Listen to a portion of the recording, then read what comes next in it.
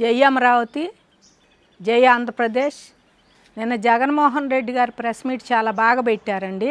ఇన్నాళ్ళ తర్వాత ఆయన ప్రెస్ మీట్లో కానీ ఆయన బయట మాట్లాడే విధానం కానీ ఆయన చూస్తుంటే గతంలో 19-24 ఏ రకంగా ఆయన ప్రెస్ మీట్లు పెట్టాడు నాకు అదే గుర్తొచ్చింది. నిన్నైతే కరెక్ట్గా అట్లాగే మాట్లాడాడు. అమరావతి ఏముంది, అమరావతి ఏముందని. ఇంత జరుగుతున్నా కూడా అమరావతిలో పనులు జరుగుతున్నా రోడ్డులు లేవు, నీళ్లు లేవు. ఎక్కడ నీళ్ళు లేవు, ఎక్కడ నీళ్ళు లేవు? పక్కన కృష్ణానది ఆ రకంగా బాగా నువ్వే నదీ గర్భంలో ఉంది అమరావతి. అమరావతి అసలు ఇట్లా చేస్తున్నాడు అని అంటున్నావు. మళ్ళీ నీళ్లు లేవు, ఏమీ లేవు. అక్కడ పెట్టాడు, ఇక్కడ పెట్టాడు రాజధాని అని మాట్లాడుతున్నాడు.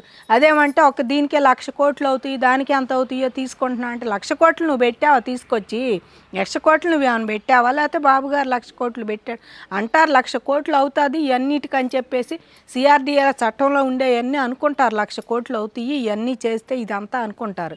కానీ పూలింగ్కి భూమి ఇచ్చేటప్పుడు 75% రైతు దగ్గర తీసుకున్న భూమిని అడ్డం పెట్టే ఆయన ఏదైనా ఏ కంపెనీ అయినా సరే కేంద్ర సంస్థలైనా ఇవన్నీ వస్తున్నాయి అంటే మరి వాళ్ళు అక్కడికి ఆ భూమి ఉంటేనే వస్తున్నాయి. నువ్వు చెప్పే 1,00,000 కోట్లు అయితే ఇంకేం పెట్టట్లేదు, జరుగుతూ ఉంటుంది. ఇంక ఇప్పుడు హైదరాబాద్ ఇంకా నగరంలో నిర్మాణాలు జరుగుతూనే ఉంటున్నాయి హైదరాబాదులో. అట్లాగే ఇది కూడా పోయే కొద్దీ డెవలప్ ఒక్కోటి అవుతూ ఉంటుంది. జరిగే పనులు అయితే ఇవి ఆగవు కదా, అవి కంటిన్యూ అవుతూనే ఉంటాయి.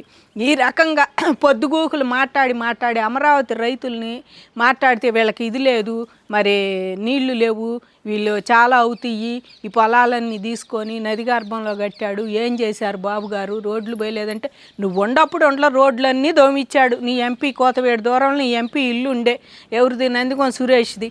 మరి ఆయన ఉన్నప్పుడు కోతవేడు దూరంలో ఉంటే రోడ్లు దోముకుపోయేవాళ్ళు, మా రిటర్నబుల్ ఫ్లాట్లో మట్టి కూడా దోముకుపోయేవాళ్ళు.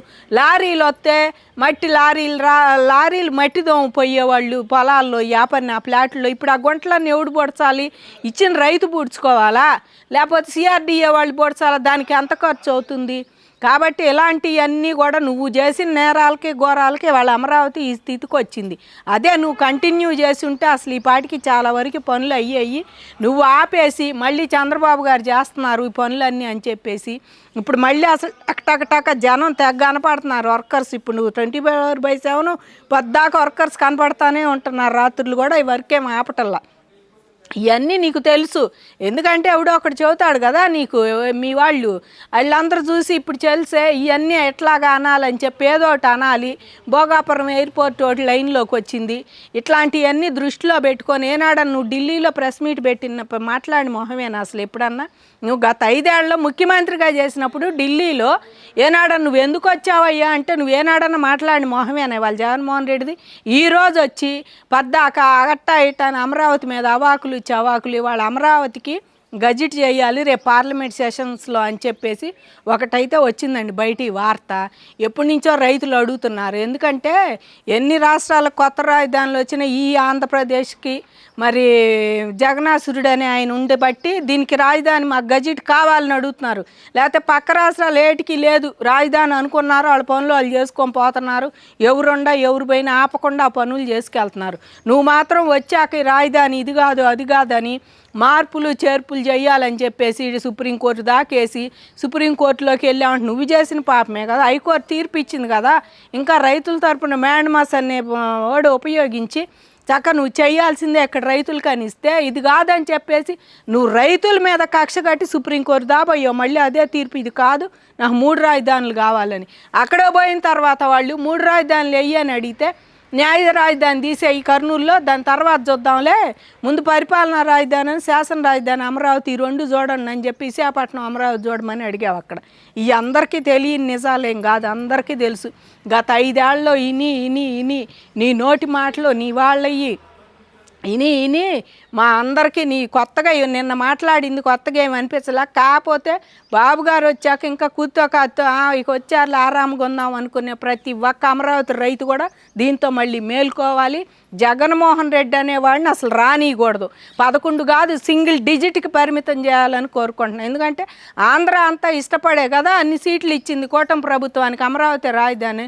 నువ్వు అమరావతి రాజధాని చేయనన్నాళ్ళ 11 సీట్లు పరిమితం చేసింది. రేపు కూడా 11 సీట్లు కాదు నీకు ఇంకా తగ్గించాలని చెప్పేసి మేము మనస్ఫూర్తిగా కోరుకుంటున్నాం. నువ్వు ఇంకా ఇలాంటి మాటలు మాట్లాడుతున్నావు అంటే నిన్నేమనుకోవాలో అసలు మాకు అర్థం కావట్లేదు.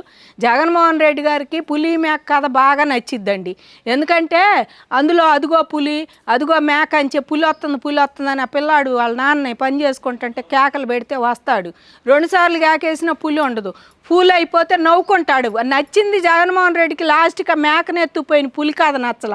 ఈ మధ్యలో 2 సార్లు వచ్చి ఫూల్ అయిపోయిన వాళ్ళు నచ్చాడనమాట. అట్టాగే వీళ్ళందరినీ నేను 2 రోజులకోసారి వచ్చి ఇట్లా ఫూల్స్ చేసే మాటలు మాట్లాడిపోదాము. మొన్నే అమిత్ షా గారు ప్రెస్ మీట్ పెట్టారు, నీకు తెలిసే ఉంటుంది. గజెట్ ఇస్తామని కేంద్ర సంస్థలు తీసుకొచ్చి అమరావతిలో అయితే ఇస్తామన్నారో వాటిని మళ్ళీ కేంద్ర సంస్థలను పంపిస్తామని అమరావతికి. మళ్ళీనేమో ఇది మీ ఐటీ కంపెనీలు కూడా అమరావతిలో పెట్టాలని ఇలాంటివన్నీ ఈ మధ్య ఒక నెలనాడు ప్రెస్ మీట్లో చెప్పాడు ఎవరు, మన అమిత్ షా గారు, హోమ్ మినిస్టర్ గారు. ఇలాంటివన్నీ ఇని నువ్వు మొన్న ఏదో టెక్నికల్ ప్రాబ్లం వచ్చి ఏదో రాయలేదు రాష్ట్రం గురించి అని చెప్పి వెనక్కిపోయింది దాది అన్నారు. మళ్ళీ రేపు పెడతారు ఖచ్చితంగా, దానికి కరెక్ట్ డీటెయిల్స్ రాసుకొని వచ్చి మళ్ళీ పార్లమెంట్లో రిప్రజెంటేషన్ అమరావతి గజెట్ చేయమని చెప్పి ఆంధ్రప్రదేశ్కి. అసలు చేయాల్సిన పని నిజంగా మాట్లాడితే చేయాల్సిన పని ఏముందండి? కాలంనాడు గల్లా జయదేవ్ గారు అడిగితేనే దాంట్లో పెట్టామన్నారు దేశపటంలో. ఇంకా ఇప్పుడు కొత్తగా పెట్టేది ఏముంది? కాకపోతే నువ్వు లెక్క చేయకుండా కోర్టులు దాకా పోయావు. సుప్రీంకోర్టు కూడా నీకు మొట్టికాయలు వేసిద్ది రేపో మాపో వేసి, ఏంది నాయన ఈ 3 రాజధానులు గోలేంటని చెప్పేసి.